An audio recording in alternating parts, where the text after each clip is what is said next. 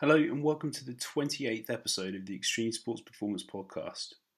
My name is Ryan Blake. I'm the founder and CEO of Extreme Sports Performance. In this episode, I'm speaking to Stu Aimer. Stu is owner of Tribe Performance in Richmond, London, and also strength and conditioning coach for the Jamaica Sevens rugby team. In this question, I'll be asking him what I ask all my guests: who he is, what he does, where's he come from, what's he done along the way, what are the key moments from his career, what are his top areas of interest, what are the most valuable things he's learnt, who are his top influences, what are his top resources for information, what are his top sports performance exercises and or drills, what are his top pieces of advice in life, exercise and or sport. And finally, where can people find him? We freestyle a lot in between questions. This was recorded in week 5 or 6 of lockdown, which I think had got to us and we started talking about lots of random stuff. But it was all good though. Hope you enjoy listening to it. Here we go. Stuart, welcome to the Extreme Sports Performance Podcast. Thanks for coming on. Could you start by telling everyone who you are and what you do? Cool, Ryan. Thanks for having me on. It's when you gave me that question, who are you? I think that probably took the longest time to work out exactly who I was. I know what I do, and I think I always used to tell people how much that statement of who are you amongst guys is always quite an interesting one, because sometimes it can be a case of you put a whole bunch of guys together in a room and they all drift into different compartments of bankers, accountants, and they identify themselves of what they do. But then I gave it a good thought, and I thought to myself, you know what, actually, it makes sense. To me, it's mind, body, and soul is who I am. And in the spiritual realm, of course, that's a much deeper question. And, we can go like it's a whole deep debate and everyone has different philosophies. But I think I get my reflection from my maker. I think being a Christian follower, it's an important part of my being. For other people, it's different things. I think in the physical realm, I'm the ginger guy with a beard, that pretty much loves his cricket, although I never coach it. I think that's probably the one thing I don't do, I guess, because I love cricket too much. So I think if there was something in the body realm, I think some people will probably identify me as a Sean Pollock or thereabouts, as a look. But yeah, I used to be quick over 400 meters. I used to love sport. In my mind realm, I think that one for me is always a case of reinventing myself, involving thought processes. Obviously being a family guy, dad of 2 older kids and a brand new born baby. So for me, that's kind of who I am in that realm. What do I do?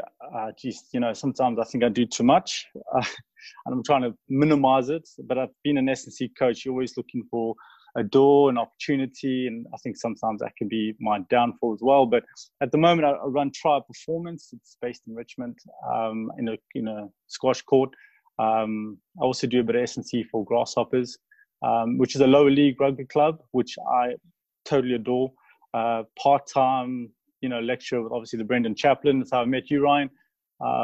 By the way, that was a great course when we did it. How methodical it was. It was no mistakes. I loved it. That was absolutely brilliant. I aspired to that, how organized you were. At the moment, I'm now had to take a 2-year gap. So I'm back on to doing my master's in strength conditioning at St. Mary's, finishing that one up.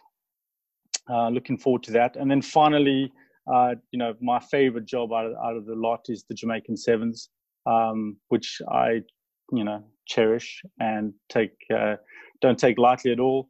So as a whole, that's kind of like who I am, what I do. There's probably bits missing there some way, but I think on a whole, that's who Stu is. Some people call me Coach Stu or whatever. So yeah. Awesome. Well, thanks for the insights there, mate. That's great. It's good to get a nice wide background on the guests. Everyone's so different. So I really enjoy asking that first question. So with regards to Tribe Performance, could you just give us a bit more of an insight as to what that is and what it consists of and who you work with mainly? So trial performance, I kind of branded it as a way that I'd started training general population. And I'll, even as an S&T coach, I love training general population. I think it's brilliant. I think it teaches a lot about interaction with other humans. I think that's one thing I absolutely love. But trial performance it's kind of started at TW9 Fitness, and then it kind of evolved, and always based in Richmond. But I work with general pop. I do variety of different weekend warriors across the board, from distance runners to sprinters. I also use the trial performance as a testing facility. So we do counter movement jumps on 4 decks, obviously the timing gates, and I keep the sort of testing protocols pretty simple with that. So that's been going for about 2 years. It's, it always started off as I was going to do a sort of amazing sort of classes and all the rest and go down that road. But I realized that actually it was something quite unique to have a facility that was quite one-to-one in a rather huge space. So I capitalized on that and monetized that, as a way of giving that service and that special treatment to those people that are looking for something like that. And I also understood that it wasn't going to be a case that all the athletes were going to afford that. But also when they did come in, I could train 2 or 3 at a time. So that could sort of made it a more worthwhile for them. Trial performance also, I kind of branded that as training some of the Jamaican girls team, for example, that I also take care of. But I'd kind of use an application and train people online with that as well, and that's been quite rewarding as well. So yeah, it kind of evolved. Before you knew it, I had one squat rack that was a cheap eBay jobby, and next minute one person came in, had extra money. Before you know it, now I walk in and I look at it and go, geez, where did this all come from? So London Scottish amateur team, they kind of use my space from time to time. So when they get the chance to. And apparently there's some chats about a weightlifting team coming to use my facility. So, not something that I constantly do, but that is something that it's great to have a different group of people coming into trial performance and seeing where that may go and what sort of people I might meet, Awesome. And that's based in just outside of London in Richmond, yeah? Yeah, right opposite the London Scottish Richmond rugby club. Yeah. So from where I am, it's in the squash court. There's 5 squash courts, so I've just kind of hijacked one. So, and it's it's different flooring system. Obviously, there's different ways of the training that happens. We can do it outside and inside, but it's just such a lovely location. Yeah. I think the coffee shops here is probably what makes it worthwhile. Yeah, there's some great ones in Richmond, that's for sure. Yeah, I know that very well. Well, that sounds really cool. I'll make sure everything we discuss throughout this show, I'll put all of the links in the show notes at the end. So if people are interested in checking out more, I appreciate it, man. They can just click on them and have a look for themselves. Yeah. So second thing then, masters in strength and conditioning. How does that fit around your lifestyle as an S&C coach, and how does that affect your day-to-day routine as a dad as well? Oh man, that is the question. That's the $1 million question right there. Why and how do I do it? I have no idea. But one thing I do realize is that time management is absolutely key. Yeah. I've never been a time management guy at all. If you knew me when I was younger, I was the guy that left everything at the last minute. And sometimes I wonder, how do I get these projects done? How do I get them? Or how do I play with my kids? How do I play with my son? Now I've got my daughter, my son Nathan, my daughter Michaela, and Anastasia, the 2-month-old. And then still, do the online strength conditioning course at St. Mary's. It's like if I've got an hour between clients, I'm not sitting around and, going for that coffee. Trust me, it's a coffee and back. And then I'm reading at least 2-3 papers a day, researching very specific topics. Sometimes I go too deep on the topic and then I get lost and I don't have any one around me as stuff to support me with that. And then I've got to have time for the wife as well. So, like when you add it up, I think it's a case of I've done it for a couple of years. I did this with Loughborough University as well when I was at the college. And again, same thing, it was all online. You know, you just get it done. If you've got that mission to get it done, you'll end up, you know, finding a way because you're passionate about it. If you weren't passionate about it, you'd really struggle. And you'd see it as a chore. But because, you know, I'll talk to my wife and I'll talk strength conditioning.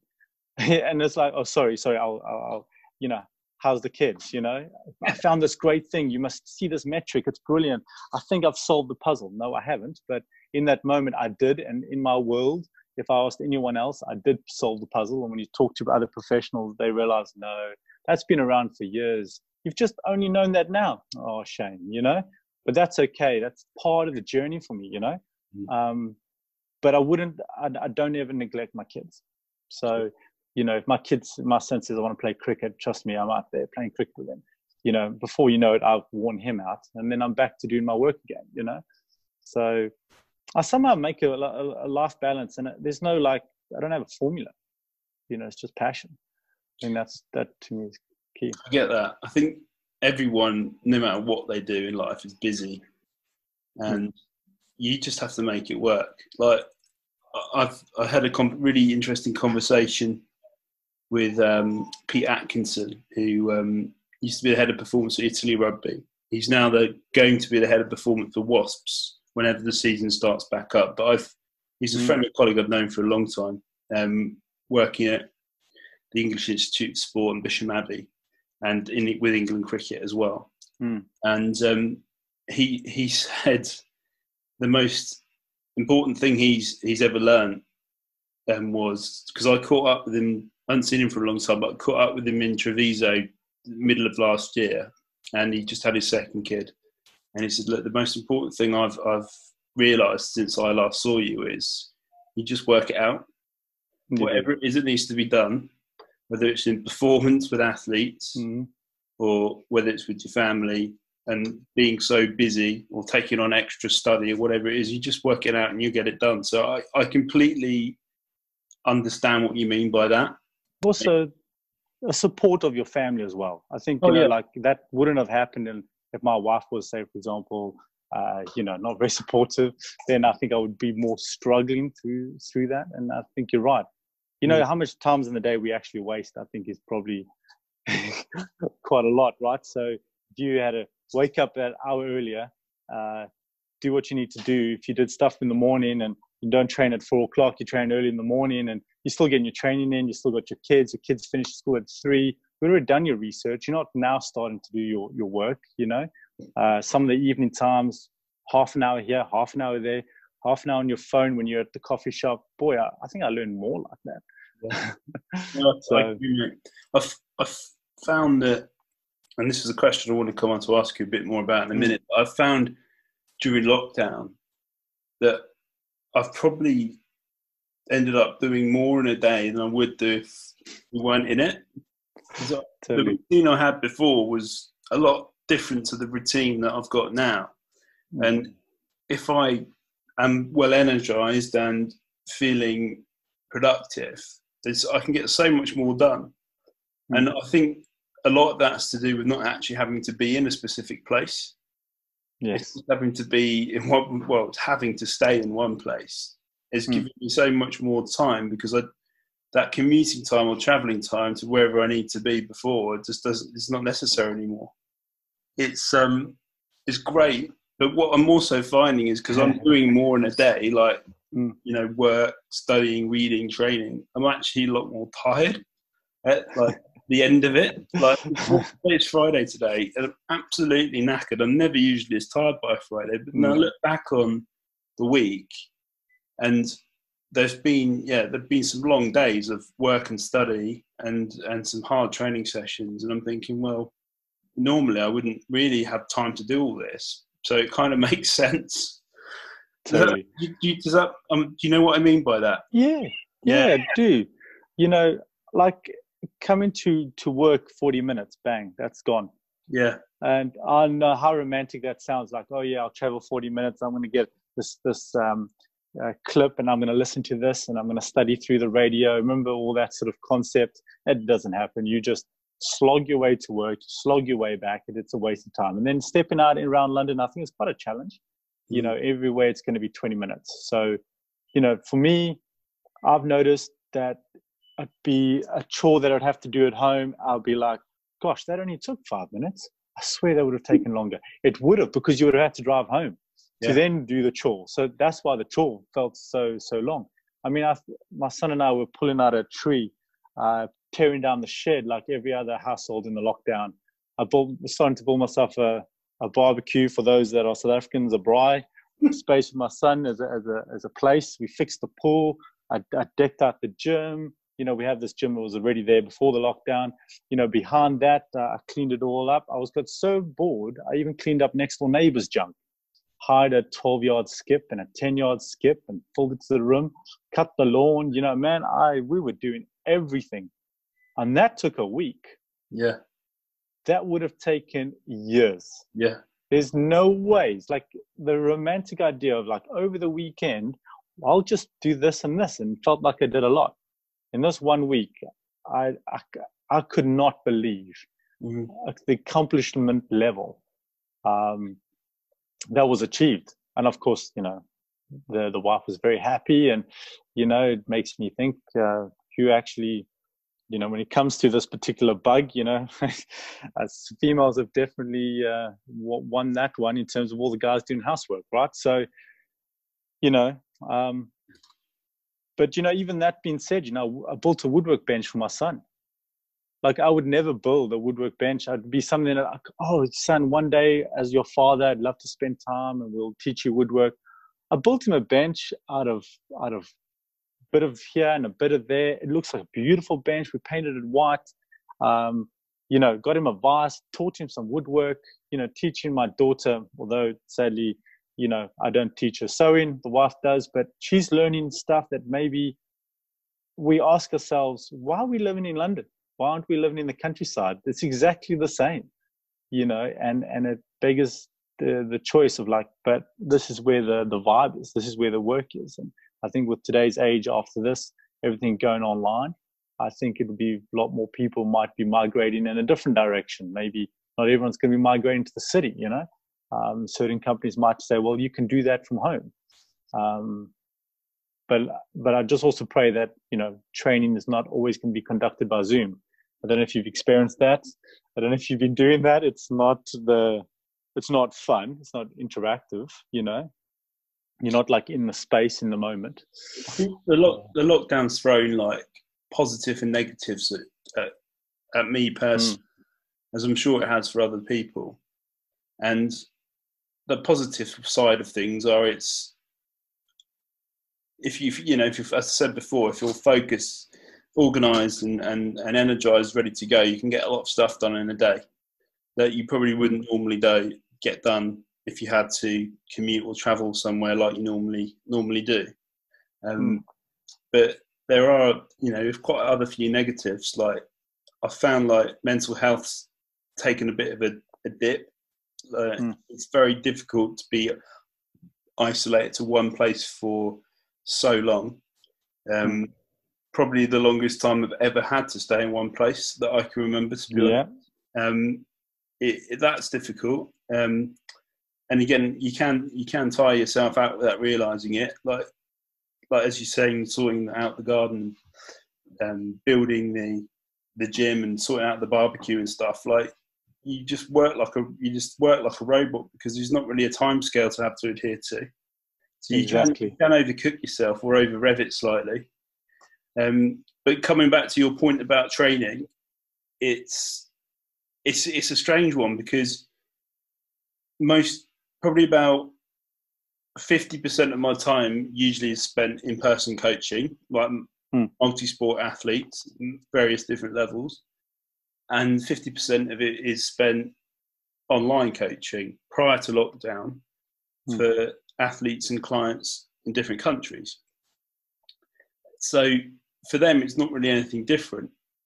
But for the in-person guys, it is, and it's something that I've just had to get used to. But you can tell when you speak to them, like they're just fed up. And you can be as, I suppose, entertaining as you want, but it gets to a point where it is just another Zoom training session.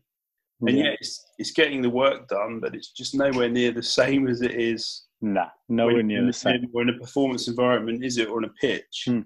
It's hard. And I think as a coach, you need to find new ways of trying to keep their attention and to keep motivation. But also as an athlete, I think they require to do some extra work too, because they're the ones that you're trying to support at the end of the day. So it has to, a bit more of an inner drive, I think, has to come from them as well, to just to understand and appreciate the situation we're all in, but also accept the fact it's not going to change anytime soon. Yeah. So it's interesting. That makes sense? It does. Because for me, with the mental health side, I was just having this discussion earlier with an athlete that just came in, and I was just saying, first of all, you've got to be comfortable with yourself, and that was quite a challenge. And I said, well, for me, like, mental health in the spiritual realm for me is kind of a close tie. For me, it's a case of if it's the tension, and it's kind of a big debate for me. I have a lot of my personal views on that. I find that people that are walking well with their makers tend to do don't tend to have so much mental health problems. It's not about them; it's about Christ as such.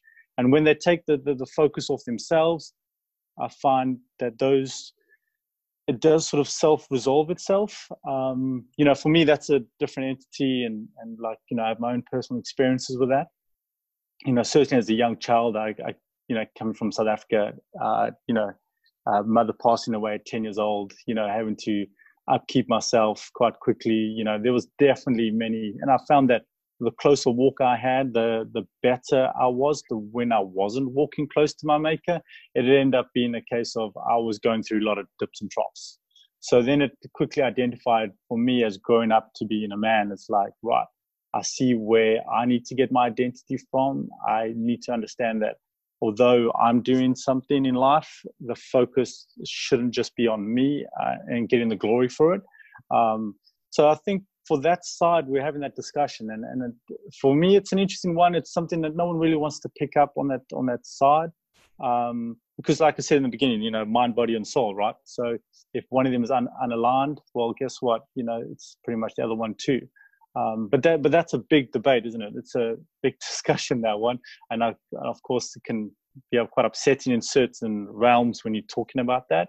But one thing I have found about the lockdown, though, talking about the athletes, is, especially with the Jamaican Sevens players, is the fact that I've used this opportunity to work on things that we would not have worked on had they been access to a gym. For example, if we program something, Stu, we've got a squat rack, I can do 100 kg squats. And I, as an S&T coach, would have been, great, he's going to get stronger. But then, because that's the way we program, that's the way we think, he's got the facility, he's going to be doing it anyway. But now he's been snatched that facility, he doesn't have it. And now we work on pistol squats. And now we find that they can't quite do it. So, when you jump as an S&T coach into a team, you kind of pick up from where they were and you keep going. And this opportunity is allowed for regression to come all the way back and go, what I call secondary assessments. How's your hamstring capacity? How's your pistol squats? How's the mobility and stability of your movements? And I found a lot of these guys have been working. I mean, they were very upset with me once they realized, what is a pistol squat? I can't do this, Joe. This isn't an exercise. And it's made me realize how good this time being has been for them. I can't wait for them to get under the squat rack now. And when they start becoming stronger for their sport, because we worked on simple things just like, landing mechanics and, wall drills. And, we've gone back a few steps. And to me, it's a case of making them realize that these are the basics. They will never change. And when it goes off into, training back in the gym, there's a sense of appreciation as well that might occur. My only concern going back into the gym environment is that the first month, everyone's going to go for it. The second month, a lot of less people are going to be. Like you've ever seen December and January, I feel that that's going to happen. We're going to be a new December and a new January is going to occur. The physios are going to be busy. They're going to be, and I think the onus right there is the PTs, the S&C PTs, or people that train people. I think I like to say that word because sometimes titles, where do they really go?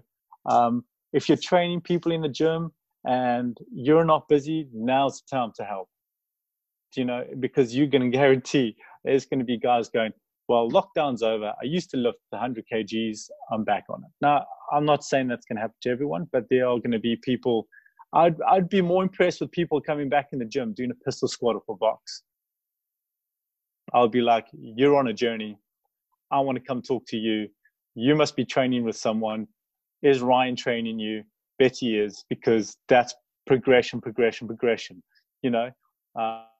sad thing is to see S&C coaches or trainers going in there and just progressing too quick and getting too excited on all the different movements that people have, come to discover in the gym. And but let's say, a lot of people have been taking on a lot of endurance sports. Maybe there'll be less people on the treadmills, because guess what? You can run outside now.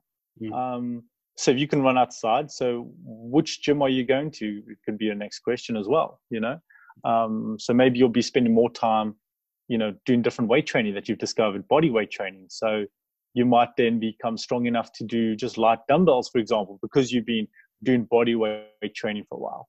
So there's this, progression, regression that might occur. And the people that have online training, I also don't think online training is just the Zoom. The online training is the back support. It's the program support behind it. It's the texts late at night where it's like, I just can't do it. Ryan, is there another exercise I can do? It's really sore. Oh, let me, where's it sore? And so on. You'd have this discussion with your athlete. That's the online training bit. So for me, that's the important part, because distantly I train the Jamaican sevens. We only meet every now and again on a Sunday, but distantly we're constantly in contact. I watch them on their Instagram, stalking them every few seconds I possibly can. It tells me more what's going on.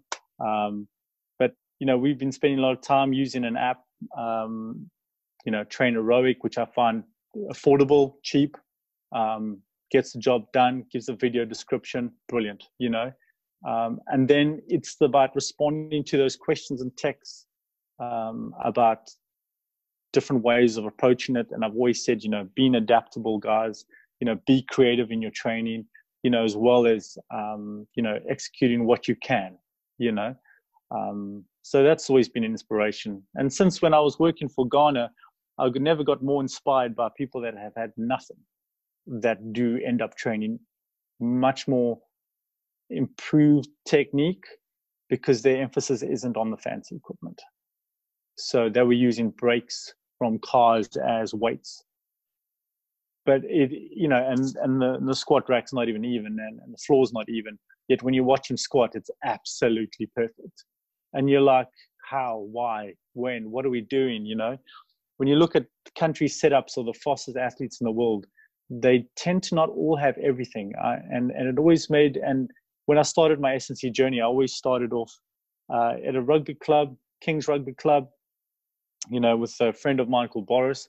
And from that, we got creative. We didn't have anything, and I think that creativity I'm so grateful for, and it steered me a good stead throughout, because, textbooks tell you one thing, but the textbooks never tell you who you're training in front of you. So for me, there are certain things in textbooks that are great. Some things are, it works.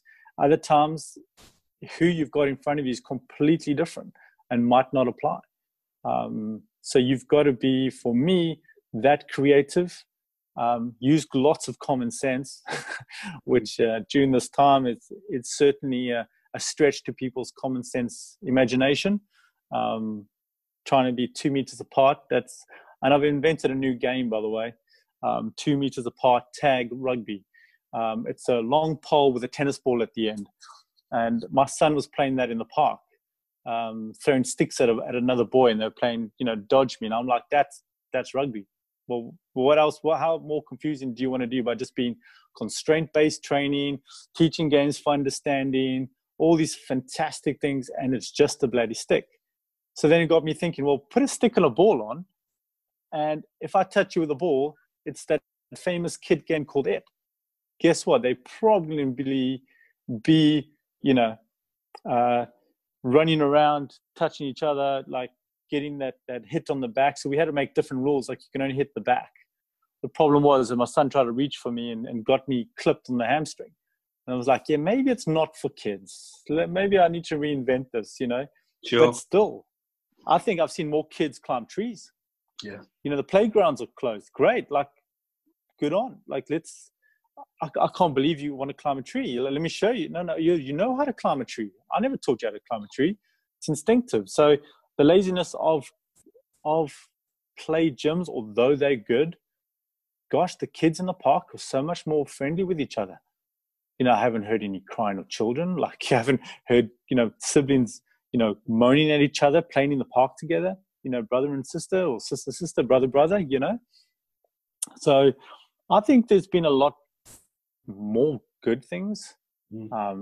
Likewise, I'm always saddened by the news, by the results of certain, results coming out about, such and such today has been so many passed away. Those are never results you want to see in any condition. But on the other side, I look at, how everything's repaired. I mean, here I'm sitting outside Richmond and London Scottish home ground, and the rugby ground is absolutely in prime condition. I bet you the grass has actually had a chance to grow. So, on that side, on the field side, maybe they're going to play on better fields, maybe, I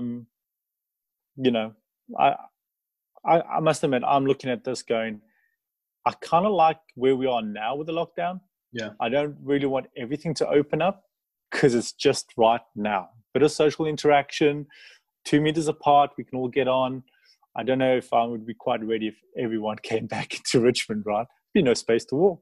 It's going to be, it's going to be strange when things do start to get back to normal. I think nuts. Yeah. There's, as I said before, negatives and positives about this whole kind of epidemic, for everybody in different capacities. But I think you just have to do what you can do when you can do it. I've been saying to a lot of people lately, just been doing what's possible, when's possible, as well as. That's good. Yeah. You got 3 choices. You can do less, you can do more, or you can do the right amount, and that's always difficult to work out what that is. But usually, if you do less, you're gonna be worse off. Usually if you do more, you'll probably be fine to start with, but then you end up being worse off in the long run. But doing the right amount is ultimately what we're trying to strive for all the time, especially with optimal performance. But you never. It's that relentless pursuit of the right balance, isn't it? But just coming back to a point you made, Stu, about opportunities to do other things or new things or things that you wouldn't usually have done. I think that's a key thing I really have noticed, because obviously a lot of clients and athletes I work with, my company works with, they have minimal equipment, and as I'm sure your players do, and you have to start thinking outside the box a bit more, working on different elements that you probably wouldn't have done in the past, and start to get creative. And quite a lot of people that I've spoke to this week have said there's a lot of opportunities during negative time periods, whether that's like an athlete being injured. We've discussed this in the past, that injuries are opportunities to work on other things. Same with Totally. lockdown. Lockdown's an opportunity, isn't it? It's an opportunity to work on other things that you wouldn't have done before, or you might not have had time to prioritize, or you hadn't considered before. So you just have to think about what's important and do what's possible. And that's what I kept saying to lots of people I've spoke to in the last couple of weeks. And I think also athletes have had the opportunity to fully recover as well. Well, this is it. So that's the other thing I was going to say, was a lot of my guys who I'm coaching online are doing more than I've set them. And that's ultimately because they've got more time to recover and they've got more time to sleep. They don't have to get up as early. That's true. They're piling in the calories because they're just there ready for them to eat, like at the time they want to eat them. They don't have to travel to get food or wait to get food. So like it's kind of almost like it's almost like the perfect storm, because you can sleep more, you can eat more, you've got more time to do more training and more time to do more recovery. But ultimately, that increase in volume in a shorter period of time, as we know, can spell disaster. So it's just trying to educate them on doing the right things in the right order, in the right amount, and not trying to be a hero and do things too much too soon. That's so true. I mean, everyone's an elite athlete during lockdown. Yeah. Because guess what? You eat, sleep, and train. Like, what else did you think elite athletes do, like, what do you think those footballers do? Or they wake up in the morning, they have their food, it gets provided for, they do their training, maybe gym sesh, and then they're off to have lunch, and then they come back and do some ball skills. Then they go off home, maybe social interaction, coffee here, coffee there, go to sleep, appropriate time. Guess what? You do it tomorrow morning. And so, the people who are not suffering are the military guys, the people that can hurry up and wait culture of, having to be self-disciplined. I think that's a quality that, some athletes have more, some don't. And I don't know where that's kind of innate from when you're raising up, then more than it is that you can be trained into you. I think they can create a lot of accountability, and I'd have appreciated that the guys, that I train, they kind of train in groups of 3, but at 2 meters apart. So on a field, so it doesn't really affect them. But you are right. It's, I'm kind of excited to see after the lockdown now more than anything else. Like I've seen 2-3 months of this now, or a month or whatever. And now I want to see the other side of the coin. The amounts of webinars on rehab has been through the roof. Yeah. No. It's like, oh, my goodness me, like I feel like I'm a rehab specialist, Guess what? There's great resources out there at the moment. Yeah. A lot of really good free content. And I've too much. I've been trying Love it. a lot of it out myself, but there's only a certain amount that you can create and also watch on top of everything else. So yeah, I've just been trying to pick and choose the stuff that really stands out to me, but I kind of want to read it and watch it all, but it's just hard. What do you think the next sort of level of injuries that are going to come after lockdown, if we wanted to call it the lockdown injuries, what would they be? For me, it's neck, groin, and ankles. You know what I mean? Because people have been jogging. It's groin because no one's done lateral movements, and it's neck in my sport because you haven't done any collision. So it's like, have you been training those? And you haven't been running fast, so it's going to be hamstring next. Like it's like I've counted 4, and like we'll just patch the rest. But those 4, please don't get injured. Sure. So for me, that's kind of what I've been working on the guys is those 4 things that we might never have had an opportunity if you were going to a gym and only staying in one plane, and then expecting to have those adaptations on the field, which would then be question is like, well, where do you train that then? Where's the halfway house between gym and field? So yeah, it's man, I can't wait. It's going to be an interesting return. I think I was speaking to a couple of sports psychologists last week, and we were discussing like what the biggest risks are for particularly young athletes returning to sport, and they think that obviously motivation should be fine. There might be people who are over motivated or over aroused because they're so ready to get back involved, which then could possibly lead to them going in too hard and too fast. So that, you know, there's a big over arousal / injury risk. And the other area is kind of the same injury, but from a different cause, which is going to be confidence, because they've not played or trained competitively for so long. If their confidence is low, then they might go into what they would go into a collision normally full on. They might be a bit less committed, and therefore they might also have a bad outcome. So that was quite interesting. But I think people are just going to be a product of how much work they've got done. Those who've got a good amount done or enough done will be fine, but those who haven't got enough done are probably going to struggle. And the right sort of training for their sport. Correct. Yeah, I mean, I don't think I'm ever going to have seen my rugby forward so fit, to be honest. They're all going to be 10K, the aerobic capacity. You're going straight into sprint training day one. Exactly. Why are we doing that, coach? Because guess what? You've only been running with your calves for 10Ks. Yeah. Exactly. But it's interesting what you say there, because you've got like category 1, super keen guy. Category 2, sort of keen. It sounds like it needs an S&C graph going here with some sort of,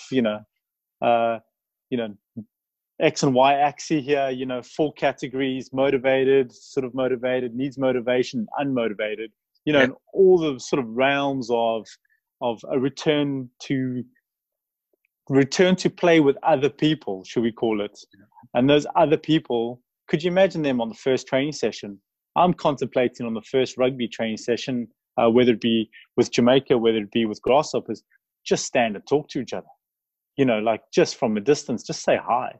Because once they've got that out of their system, what was the old thing they used to do in the past when there used to be rugby training? They used to go run around the lap of the pitch.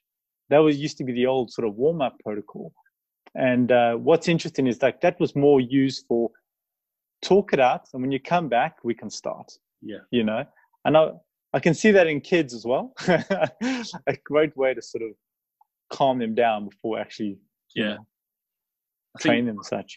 It's definitely going to be like that cohesion and team dynamic aspect is going to be what I think's missed a lot by many younger athletes, and I think it's what they feed off. Well, that's the only reason. It's the reason they love doing it, isn't it? Really, one of the main reasons. Like that's going to be a key thing to just get right first.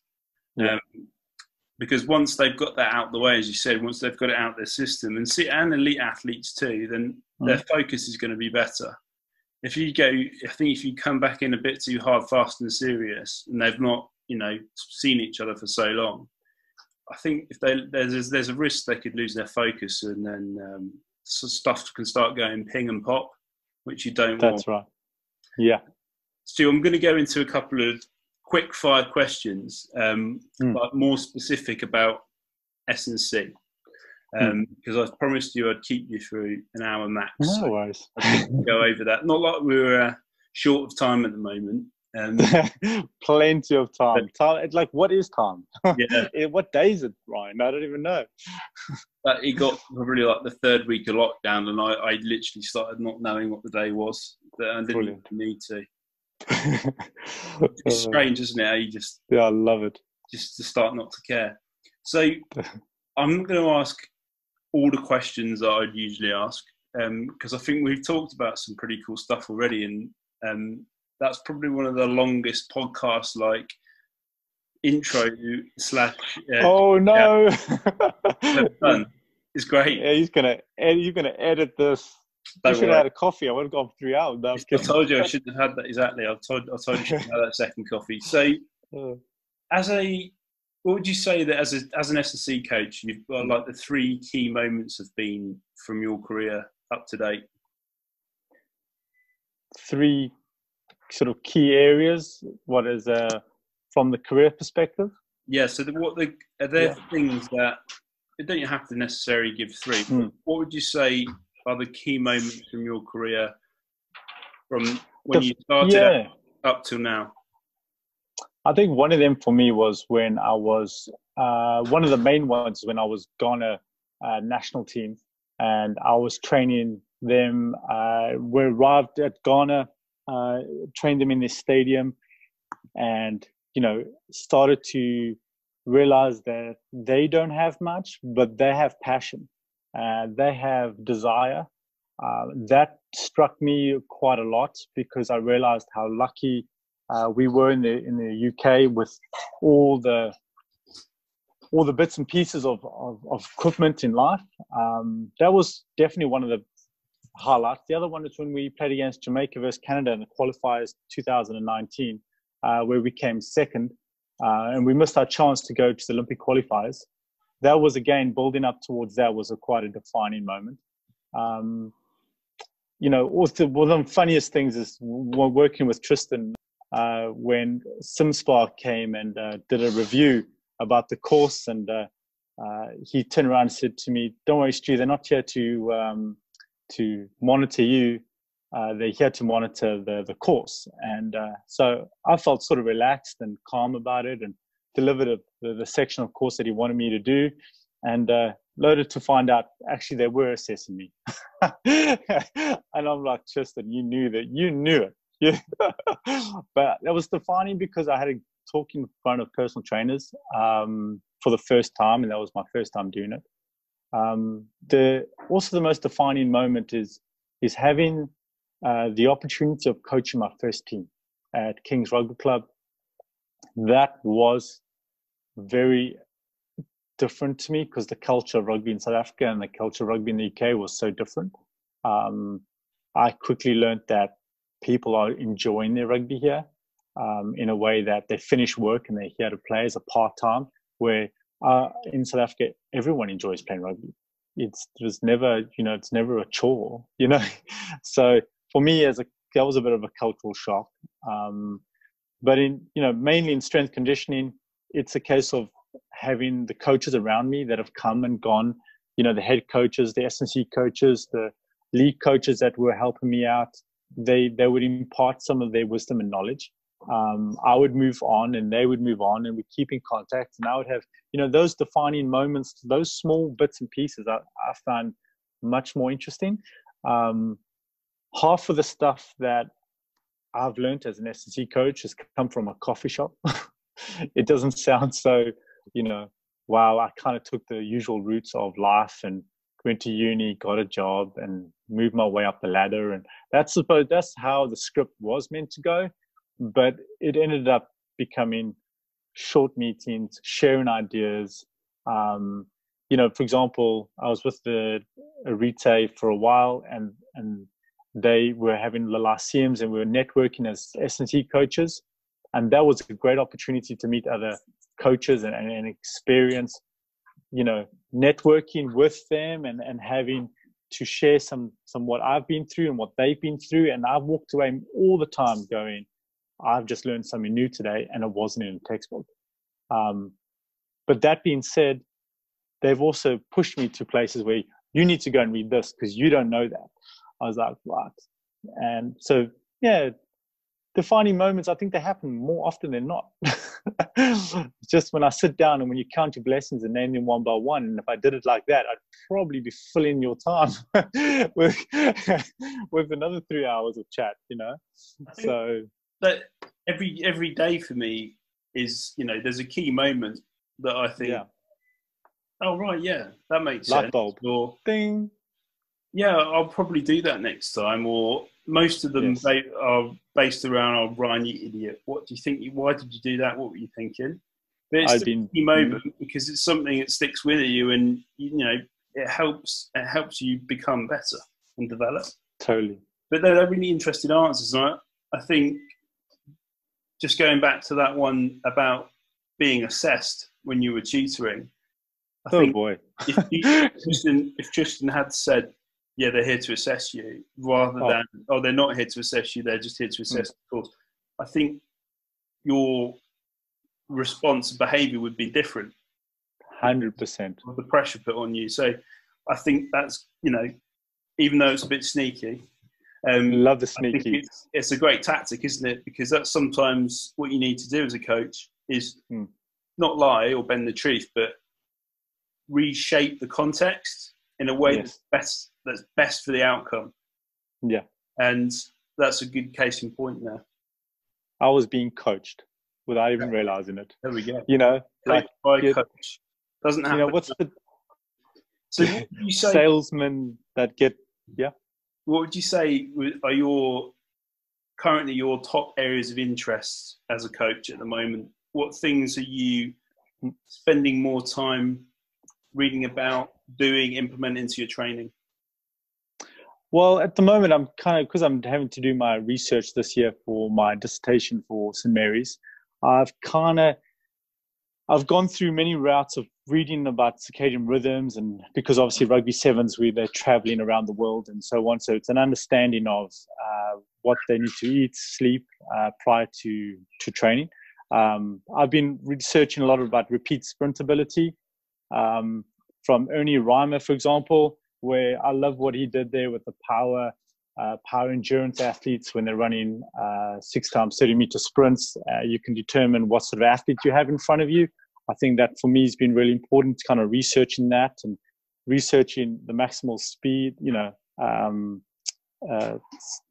my maximum aerobic speed and maximum sprint speed, and then comparing that. And I found something quite interesting about the anaerobic speed reserve. So for me, it was like, wow, I found something. So first thing I did was get onto Tim, Gabbett. Is this worth anything? Should I continue reading? Does this apply in sevens? If not, then I'm going to ditch it. But you're a guy that knows the answer, so it will stop me wasting my time to get there. So I've been working, trying to find out what I'm going to research. So I've kind of gone along those routes. Love reading about constraint-based training. Love, looking at ideas about teaching games for understanding. That's like one of my favorite things, because to me, that's where athletes and S&C coaches, and that's like the halfway house between the gym and on the field training, where you can coach them. And I love coaching on the field. So I've kind of been exploring those areas and seeing what I can research, especially around sevens training, and see how we can identify the athletes that's in front of me. What would be most appropriate for them? Would it be speed, or are we just going to build an engine? So because at not all times do you have the time and the ability to spend time with them. So that's I think it's the top 5 interest areas. Sure. But yeah, at the moment, like if you ask anyone that came into my studio for the last week, they know about maximal sprint speed, mass training, and anaerobic reserve. And I've explained it to them, and I've got technical, and I've drawn the graph on the board, and I'm like, look at the reserve. If you increase your reserve, the meters per second, you're going to run with less effort, But one thing I am still looking for is how to determine mechanical efficiency. So here it just gives me the meters per second, they get it done. But when it goes to mechanical efficiency, that's my next point of research, or trying to find or go down that road to compare it. Because, okay, so you run fast. Okay, so you do a good Bronco test. Great. So now how do I know you're running efficient? So, of course, I'm looking at wearable wear, trying to see what's out there, like I'm sure there is, but what is it? How do we attain that? Because if I can get someone running with more efficiency, faster, and he's fitter, he's more likely to be not only less injured, but, he's going to be almost gliding along the pitch. And there's always that one guy when you're watching rugby sevens, he looks like he's running effortlessly. Yes. And that's, whether that's something built, whether that's built over a long period of time, I don't know. So yeah, that's kind of my areas of interest. That's great. No, thanks for sharing that. I've had a lot of success in the past. I don't know if we've discussed this before.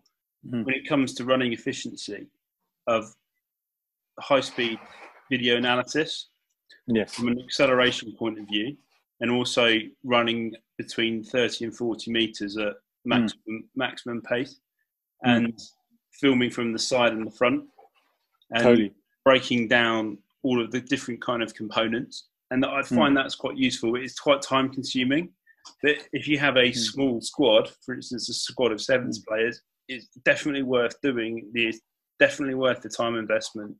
It just becomes a bit more difficult when you've got a squad of 30 players and there's just one coach. Exactly. So that's what we're doing with Jamaicans. We've been filming on the side and doing the just 10-meter acceleration. I jumped onto Jonas's webinar, where he's got that model where every step now is calculated. You step further back and you film it, and you can gather more information. So I've been looking at that, and that's been quite helpful, helping the guys with front side mechanics, back side mechanics, first 3-4 steps in acceleration to help them understand. So I sent them out today on the app to do wicket training, where they're going through the wickets and trying to see more efficiency of the way they're running. So hopefully I get some feedback today that they've done that and they haven't scaved off. I'll be checking the Instagram. And from that, find out how much rotation was taking place. But, like you say, what is efficiency when they're running, because they can make it look good. And yet when they can do the constraint, they can go through the wickets and the spacings, no problem. They can give you technical acceleration from the start, but then can they do it from a rolling start? Are they doing that on the field when no one's looking, the cameras are off? How do we measure that? You know what I mean? I know they've got GPS and we can record acceleration, all that, but it's just something interesting there that I'm looking to go down and explore.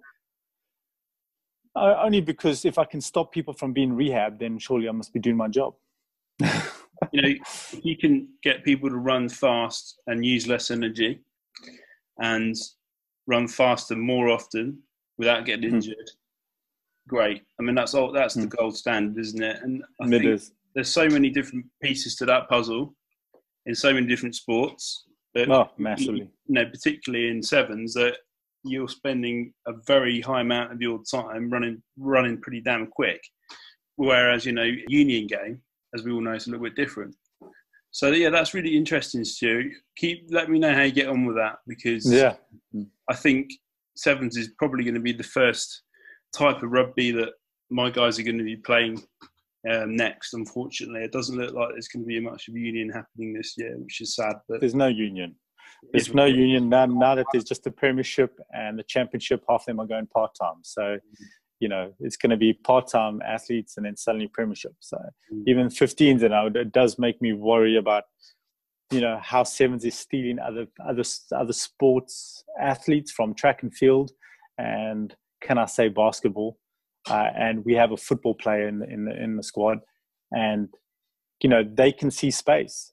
They move in different ways that rugby players wouldn't be expecting him to step. Yeah. And therefore, that's, it's only 7 minutes in the game of ball play. So what is it, 10 plays and then 2 tries each team, and hopefully someone gets a third try, and that's generally the winning team. It's that quick, that fast. I do find watching when we competed again in Chester 2019, we were watching all the other teams and looking at the USA and how they had, wrestler, sprinter, and I looked at the Jamaican and I was like, yep, we have your track and field, we come from different, you're bobsleigh, you know what I mean? It's like, consider, from the captain's own words and not my own words from Uruguay after we competed, was we're the best Sunday league team in the world, which for me was brilliant because it really identified the mix mash of different sports coming to seven. So it does worry me how rugby union is going to cope with the popularity of an Olympic sport like sevens. And let's face it, Hong Kong is packed. It's filled with people having a good time, and even people that are older now are enjoying that sort of time of sport now as well. So it's really fascinating. It's so entertaining. I took my American wife to watch London Sevens last year, and obviously she's used to NFL, NBA, so She's used to LA Lakers. She's used to watching Rams. Massive games, massive stadiums. She couldn't quite believe the atmosphere at Twickenham. She was shocked. She said it's just like nothing she's been to. But that's what I do love about the World Series. It's such a cool tournament, and everyone seems to have so much fun. And at being an athlete, even the players off the pitch walking around with their budgie smugglers, catching a tan with sunglasses, getting signatures. They love it too. It's just is this legal? It's a really unique sport, and I love it. And everyone I speak to, even if they're not really a rugby fan, loves it as well. So to be involved in it must be exciting and must be fun. And also, you've just achieved my life goal, by the way, as an S&C coach, is to work with someone from the Jamaican bobsleigh team. Oh, mate. Well, yeah. Jude is his name. Bobsleigh was his experience. At first, I thought it was a joke, Funny enough, on one of the courses, I forget his name now, but he was also Jamaican, and he also represented the UK or GB team, or was training to be a GB or whichever. And he was training for bobsleigh. I thought, again, you must be joking. But yeah, the straight line speed was brilliant. And that's one thing I noticed across the team as well of Jamaican players, is that they are linearly very fast. They'll beat a lot of people on the outside. There's no guarantee on that. One thing I brought into the team in the last few years is just creating a bit of an energy system. We started doing a bit of tempo running. We manipulated the tempo runs, so the work to rest ratio, 1 to 1/2. We kind of worked with that. We worked on short shuffle runs, and manipulating where we know that the guys were lacking. And the results from that, just from creating the tempo run, say, for example, we did like a 10 times 100 meters. We'd say, right, we need you guys to get there in 16 seconds. Now that's, for a lot of people, that's like, oh man, that I'm going to have to sprint 100%. For them, it wasn't 100%. That was okay. And I noticed quite quickly how that changed their way of training. And then lately I've been bringing in, okay, now we're going to go through change of direction. We're really going to be good, because the last thing they're going to expect is you to step and then sprint. Some are talented, don't get me wrong, like they can do it already, but as a whole, for the next generation coming through, the under 23s that are sort of help out, there's a few guys there, it's about those guys learning it now. So when they come through, it's not just, oh, I'm quick on the outside. No, I can step you on the inside and I'm quick. And apparently Warren Weir, I haven't been involved with, but Warren Weir, the 200 meter Olympic athlete, apparently he might be coming back to Jamaican Sevens. So, the dream is to get Usain Bolt, really, just from a publicity, sponsorship program, just so I can get some play at least one game and score one game. You just come back, score one try, and then retire. Just like Colin Niles, just come on like 2 times in the game on the outside. Just hold the guy, let the other guy do the work. He's tied up to soccer contract, isn't he? In Australia. Usain Bolt, isn't he? Or he was. He was. There was a lot of talk about that, and then you see him showing a picture of him scoring a goal, and I'm like, really? Did you really score a goal in training, or did they just let you score a goal, take the cameras, and they can leave? You're saying, if you're listening, can you come and start playing sevens so you can represent? Amen. Just score one try, and then you can retire. Everyone pay good money to see that. Because sponsored deal, the stash that I'll get, Ryan, incredible. Love it. That's awesome. And just coming back to something you mentioned previously just now is the transfer of track athletes to sevens. One thing that I've had really good success with in the last couple of years is track athletes who play sevens, obviously very useful on the rugby pitch in a straight line, but not so much when it comes to direction change or deceleration. But what we have started doing is we're getting quite a lot of our union players to do athletics in the summer. Mm-hmm. So particularly the backs to do the sprint events and relays and maybe a jump of some description. And then the forwards to do more throw-based work. And then more towards the back row of the pack, maybe consider doing some kind of middle to lower distance race. And we found that just them spending like a season in the summer, like after the kind of rugby seasons died down, as pre-season starts to kind of lurk around the corner, having a few months of athletics and going through what are the mechanics involved in those different events, when it comes back to the rugby season, it makes so much difference to their athleticism and their efficiency. And totally. I think it's probably more effective for those who've not done a lot in the past. But even for those multi-athletes, the superstars that can do it all, it still helps. So I think it's definitely worth considering in any type of rugby training, whether it's for union or for sevens, or some form of track-based sprint acceleration, high-speed running drills, and or kind of jump mechanics. It just helps so much. And if you think about it, there's so much so many movements which are interrelated. Totally. So yeah. One thing I noticed also is that, how, because most of them come from some sort of track background, is that running arcs, running weaves. Yeah. That's like comprehending that movement is what we do in training. So, whereas rugby players know how to weave, they just do it instinctively, and they, whereas when they come from track, I get them to weave, and we try and minimize the tempos on just straight line running.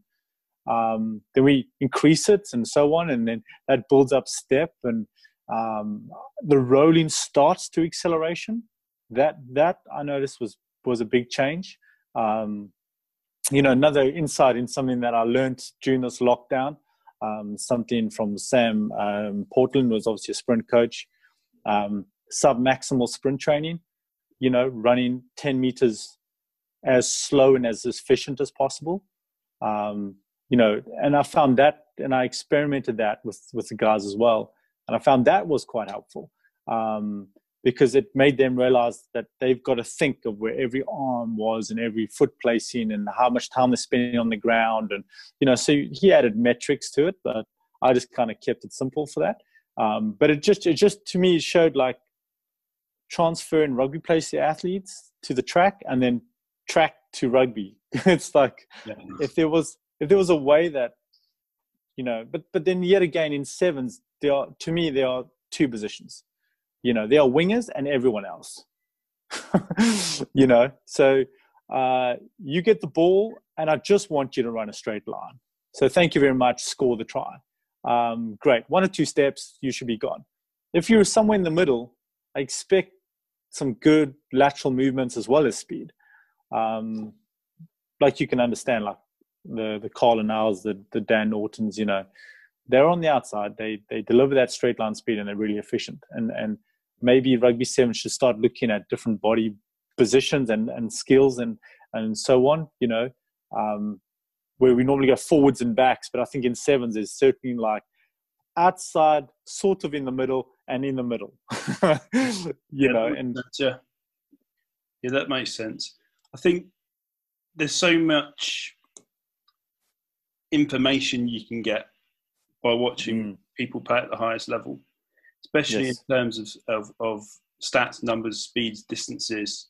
It's quite incredible, like how much work gets done in such a short amount of time, and what numbers are hit as well. So what would you say, Stu, what are your kind of top sports performance exercises or drills that you'd use on with a typical player? So for the sake of ease, could you give us an example of maybe a strength drill, a power drill, and a speed drill that you would use consistently with the Jamaica guys? That's a good question. I like that. for me, the acceleration drill has got to be up there. So, in terms of movements, I will do the classic wall drill. I will do the classic reload pattern. I will do the velocity wall drills where they're standing to the side of the wall. I will do those basics because what that tells me is things that I will not see if they were under a weight, and compensation that might occur, or timing issue that when they're doing it, and something that we can work on. I love a counter movement jump, barbell jump, adding some weight onto that, measuring that. Call me geeky. Love that stuff, but also I can get some data from that as well. So, like I like doing a 25 kilogram, barbell jump, 25, and then I might go like 35, 50, and then stop there, because I do understand that these are speed athletes. They, I don't want to put too much load on. I'm not a fan of like heavy loads on the sevens. But there's a time and a place for a certain season, of course, because of the time we spend. Power drill as well, medicine ball throws. For me, it's like, that is one of the ones that anything around the medicine ball and power, I get a lot more out of them. I use a lot of bands on the drills. Even if it's a broad jump with bands, just getting them to do the bits and pieces that we're going to train on, that will be effective for the very next thing that we're going to do. So if it is a broad jump, let's say that with a band, then you can be guaranteed to be doing acceleration in about 5 exercises time. So they're all like intersync with each other. Because I also understand that although it's a favorite exercise of mine, I love a good deadlift. I think deadlifts are, for me, the go-to. It tells me a lot about the athlete, the age of the athlete, the training age. It tells me whether you've been coached by another coach or not, perhaps the level of the other coach as well. So it tells me your timing. One of the funny things is I always tend to do is, even if I've got general pop coming in, and I've been training Stu for 5 years, I know all the exercises, and then I go, great, could you just show me a bent over row in a deadlift, position? So they, stand in, doing a RDL sort of movement, hold the bottom position and do a row. And straight away, I'll know whether they've been coached like they've said, because there I will find out whether you can do a hinge. I'll find out pretty quickly that, can you retract your shoulder blades when you row? In fact, can you do both of them at the same time because you've been training for 5 years? So then when I get that sort of information from an athlete, it tells me whether the posterior chain is good enough. It tells me a lot about them. It tells me, who am I dealing with, what they consider a success in movement. I think hinge, hamstring, change of direction, velocity drills, acceleration, like my favorite one is like doing a hamstring. Some people call it bridge, some call it hamstring. What do you call it? A hip raiser, where you do it on a single leg and you get the same angle as a running pattern. So your heel's on the ground, your other leg's off the ground, in a running stance position, and you're at the same angle as velocity would be if your foot were to place the ground. And I find that be the most truthful telling capacity test of an athlete for me, because, you're a runner, we run. So how good are you running? Are you able to stop with those hamstrings, or are we going to be having issues? Can you fly at speed, or is that what's really holding you back? So for me, those are my go-to, and anyone that's done a session with me would be like, oh, yep, that's Stu. So Stu, are we going to do some bicep curls? Are we going to do some squats? Yeah, we will do a pistol squat. Oh, no, we'll do the deadlift. Oh, right, okay. Sure. So it's funny how every rugby player, no matter how old they are, will always try and put bicep curls into their routine at some point. It's just something that I've always noticed, and I've always done myself. But no matter who you play for, where you play, you say don't do them, so they're just going to sneak off and do them anyway. So that's an essential part of any rugby player's program, isn't it? And especially in sevens, because it's not just about the rugby, is it? Exactly. you take your top off, you're walking around the pitch, like now it is about your bicep curls and your chest and how defined you're looking. You've got to mingle with the crowd, haven't you? Exactly. And, fan base. I love it. So just coming to the last few questions, mate, what would you say the biggest injuries are that you see regularly from sevens players at the highest level? The injuries? Yeah. For me, it's always the lower limbs. Yeah. It's, call it 60, 70%. Tendons and muscles around that area at the same sort of percentage. It's always going to be that and that, So it's going to be lower limbs for me. It's going to be, tendons and joints, ligaments. It's always seems to be around the dead leg, around the hamstring, around my knee, around my ankle. Those are the common traits, that I find because of the way the sport is and how quick they move, and as well as different positions they get themselves into when they go into rucks, for example. And then the rest of that percentage, if we call it 60, 70%, the rest is sort of tailored in between sort of neck, torso, and shoulders. And that's just going to be purely from collision. And that collision base is something you just cannot prepare for.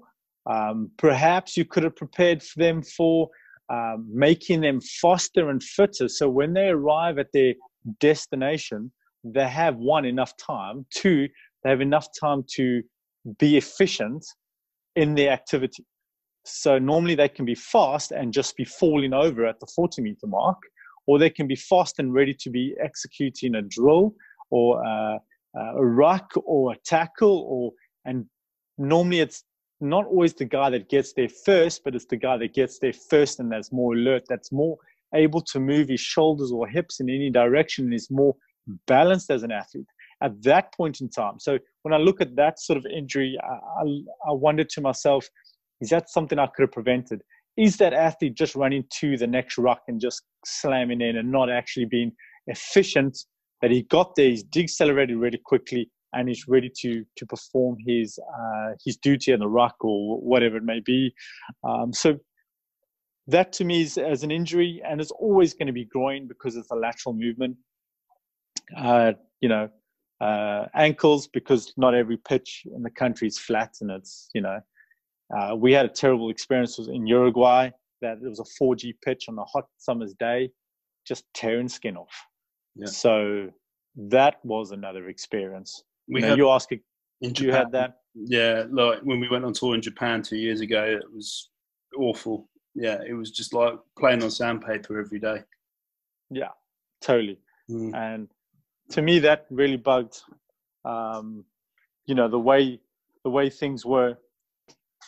I'm going to ask you one more question, mate, and then let you go, because I massively overrun here. I love talking about it. I don't want to hold you up. No, it's been a great chat. I've got another appointment soon, so I need to no worries. Be efficient with time. But what would you say that if you take sevens and compare it against Union, how many? So you take the the HSB series. Is it still called that now? Is there one through it? So if you take that HSBC series, World Series, how many games of sevens would an average team play per weekend? Per weekend? Oh, that depends if you go to the final. Right. If you don't go to the maximum amount of games that you 6. Play. You're gonna play 6 games. You're gonna be playing 3 games in a pool to 4 games in a pool, depending on how much they are. And then when you're on the day 2, you could have 2 to 3 games, depending if you're in the bronze final, the silver final, and the actual final. And of course, the variety of the intensity of the sessions of each of the games will be different. So everyone assumes like the first game is never intense. It's actually the first game is actually the most intense. Because that's where you're putting everything on the line and you want to start well. One thing that I found that really helped the guys is actually a breathing technique at halftime, because everyone talks so much after sevens. Very emotional after playing 7 minutes. Mate, where were you? You were open. Why didn't you know? So all these sort of talks and so we created a culture of Everyone come in. There's 2 minutes in the rest in sevens. There's 3 breathing in through the nose, out through the mouth. We do that 3 times. Then we have the coach talk, and then we have the captain talk, and we're back on the field. So we keep it that simple because people are just catching their breath and arguing. Sometimes it can be you don't need that right now. Your energy is in the wrong place. Your mind is in the wrong place. And we noticed that the worst thing to do after sprinting is standing still. You want to walk around, so we put that into a bit of a culture, and the games get more intense. The running per meters get more as you get more tired. It's been more required, and more gaming play is taking place. So the average play might be 30 seconds, and as you get up higher, they're retaining the ball for longer. You could be going for 2 minutes. So for me, it's always about planning for the worst. So can we stand 2 minutes if we were suddenly thrown into the ring with the likes of Japan and Germany, which we were? I think that to me, the structure of the games is quite a lot. That's a huge intensity. The day afterwards, the rehab part of sevens, and thank goodness for game is I forget now, breaker, where you've got the rehab sleeves you put your legs in, and the Normatec sleeves. And the game ready as well.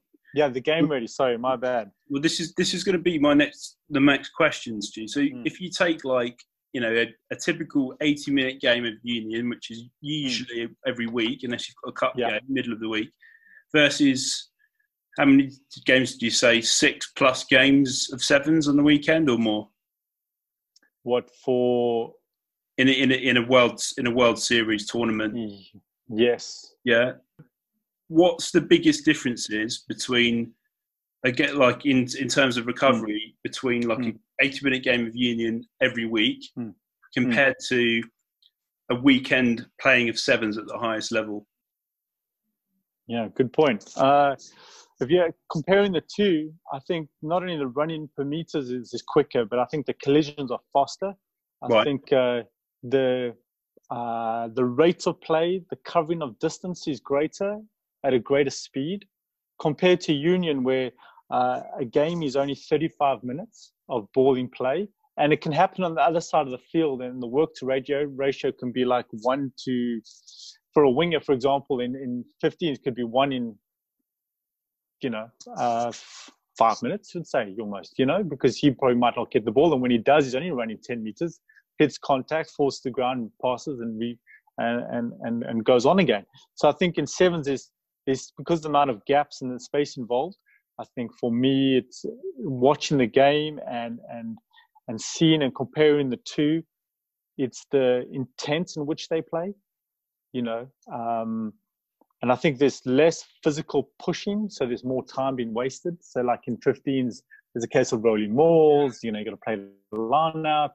Once you put all those parameters in, it's in terms of backline players, they're doing a lot less work compared to, say, the forwards, which is 15s is predominantly a forwards game. Yeah. It is controlled by the forwards, for the forwards. Oh, by the way, backs, you can have a go. Whereas sevens is, you've got to be covering distance, speed, and be physically prepped and mentally alert. And also what I find really interesting in sevens is there's been many times that there's been an open pass to the right. There's 100% chance of a try being scored, but that particular player cannot pass right because of the skill component, because they can sometimes in 15s do a shorter pass. Now you're asking players that there's a 20-meter pass to be made to the right, and they don't have the technical skills to do so. So sometimes it's disappointing to see because the game could get faster and more tries can be scored. And compared to other sports like basketball, there's a lot less knock-ons in basketball as in rugby sevens. And I know the ball is different, but it just shows and highlights the skill component of sevens has got to be higher, where you can just sort of pop a ball to a 15s and run straight. So yeah, well, that's why I was always a forward, mate. I just never had the skills to be a back. I was always a fly half, winger, Yeah, center, played fullback, and currently I can say I'm a veterans grasshopper, fullback, winger still at the moment. Which the culture of being a winger in England means you don't get the ball. yeah, sure. Yeah. You just stand there and look pretty, but you're not getting the ball because you're gonna drop it. And it's like, come on, man. When we play back home in South Africa, if you're a winger, it means I'm gonna get the ball. Yeah. It's funny. It's funny how there's just those slight cultural, I suppose, jokes that go around about different positions in different countries, isn't there? Totally. Never gets old. Love it. I was like, yes, I'm wing. Until I realized that's not a good thing. For centers, you got this open, he's about to pass to you. He's like, no, I'm just going to keep it. Yeah. I was like, right, okay, I get it now. Well, sorry, my bad. I got put as a flanker at like 12 years old because I could tackle quite well and I was reasonably quick. But that never changed. And it was, I was probably too small to play flanker, to be honest. And it probably caused me a lot of injuries. A lot of much bigger people running into me for 15 years. But I loved it. I wouldn't change it, even though that I'm probably a bit extra stiff and sore now from it. And my nose and finger is not quite as straight as it used to be. But it's one of those sports, it's such a great sport, rugby, whether it's union or sevens. And I think totally it's got one of the best cultures I've ever been involved with. And it's like everyone just is in it for the love of the game. And it's so exciting to watch. And I think both union and sevens have got so many positives about them, but they're both rugby, but they're also, both very entertaining for different reasons. So it's really interesting to talk to you about them in so much detail. And the world of mental health, what a great place to be if there's 30 other guys around you. The worst place for mental health is to be on your own, at least be around a community. And so if rugby is a community, well, then at least that's halfway through there. You know what I mean? So I think that's an important thing as well. Well, Stu, thanks for coming on the show, mate. I really appreciate it. No, thank you, Ryan. Awesome. Sorry I've gone over a bit on time. No. If people want to get in touch with you, what's the best way they can do that? You know what? The world of Instagram, you've got to follow the young. So, tribe_perform. Of course, tribeperformance.co.uk. Kind of got that name because obviously the heritage and all the rest, but tribe also just means for me the different components of humanity. So I thought that was kind of fitting, and only to realize that everyone's got the word tribe on their logos. So, but that's all right, So, tribe_perform. And you know what? I love engaging with people that ask questions. And if I don't know the answer and people want to ask more questions, by all means, so yeah. Great stuff. Thanks so much, Ryan. Well, mate, I might see you wandering down the road in the next couple of days. Let's grab a coffee. See you outside Steam and Grind or Grind and Steam. And that's it. From a social distance. That's it. Nice one. Okay, mate. Well, I'll let you go. Thanks again, bud. And thanks so much, Ryan. That's awesome, man. Cool. Thanks for listening to the 28th episode. We hope you enjoyed the show. Please leave us a rating and/or review on whichever platform you're listening on. Please check out our website, www.extremesportsperformance.com. On our media page, we have weekly blogs that include Thought of the Week, Exercise of the Week, Recipe of the Week, and Training Song of the Week. Each month's collection gets compiled into our monthly newsletter along with company service and store updates. You can sign up for free to receive this via our subscribe page. Our online store consists of training programs, online and in-person coaching, nutrition plans, toolbox, and interactive training systems. Please follow us on our social media platforms, Instagram, Facebook, Twitter, and YouTube. Links to these can be found at the bottom of every page on our website or via any search engine. That's all for now. Until next time, take care.